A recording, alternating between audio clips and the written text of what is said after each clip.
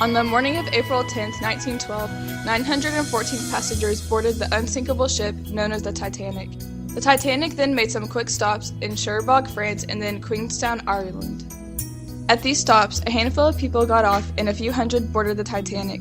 By the time Titanic started heading for New York at 1:30 p.m. on April 11, 1912, she was carrying over 2,200 people who were both passengers and crew.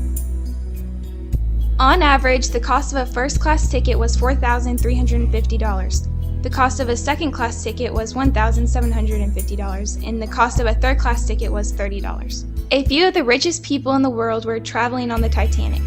The upper class included various businessmen, bankers, politicians, professional athletes, industrialists, and high-ranking military personnel. Some meals in first class included 9 to 14 courses. Meals included all different kinds of wines and ended with assorted fruits and cheeses.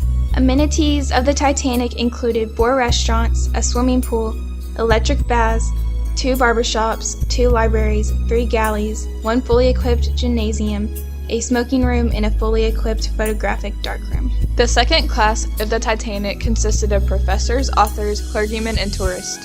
The members of the second class only had 3-course meals that included soup, the main meal, and then dessert. In addition to their dining hall, they had a library and a smoke room. Third-class members of the Titanic were mostly immigrants coming to Canada and the United States for a better life. Although most passengers had to share bathrooms, third class had it rough with only 2 bathtubs for more than 1,700 passengers. Shockingly, third class did have automatic flushing toilets, while first class did not. The reason was because they thought most third-class members were unfamiliar with indoor plumbing. Meals were very simple in third class, and passengers had to make their own fun. Throughout the entire voyage, Jack Phillips and Harold Bride, the wireless radio operators, received many iceberg warnings that were passed on to the bridge. At 10:55, a nearby ship, known as the Californian, sent a message to the Titanic that it had stopped after becoming surrounded by ice. Jack Phillips, who was still operating the wireless radio, was rude to the Californian for interrupting him. At 11:40 p.m., the lookout sent alarms to the bridge saying, "Iceberg right ahead." Sadly, the warning came too late to avoid the iceberg, striking it less than 40 seconds later. Titanic's chief naval architect, Thomas Andrews, told Captain Smith that the ship would definitely sink. Within the hour, 6 of the compartments at the front of the ship were breached. The captain began sending distress signals, which reached the Carpathia around 12:20 a.m.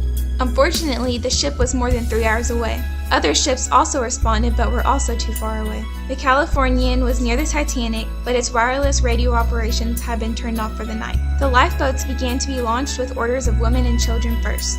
Titanic's 20 boats could carry only 1,178 people, far short of the total number of passengers. This problem worsened when lifeboats were being launched below capacity because crewmen were worried that the boats would not be able to support being fully loaded. For example, lifeboat number 7, the first boat to leave Titanic, held approximately 27 people even though there was space for 65. Only 705 people would be rescued in lifeboats in the end. The stern began to rise out of the water as the Titanic's bow continued to sink, placing an incredible strain on the midsection.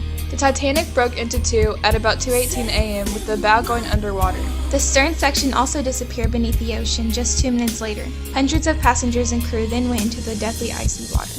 Those in lifeboats delayed returning to pick up survivors because they were fearful of getting swamped. Sadly, almost all of the people in the water had died from exposure by the time the boats rowed back. More than 1,500 people perished in the end. Since the Titanic sank in 1912, people had been searching for it. Years later, Dr. Robert Ballard began his search for the Titanic. Ballard realized that when a vessel sinks, undersea currents carry the wreckage. The U.S. Navy gave Ballard 12 days to find it. As well as searching for the Titanic's trail of debris, Ballard also used sonar. Ballard used a deep-sea vehicle called Argo to find the debris trail. After searching for days, Robert Ballard finally found the trail. On September 1st, 1985, Ballard located the unsinkable ship.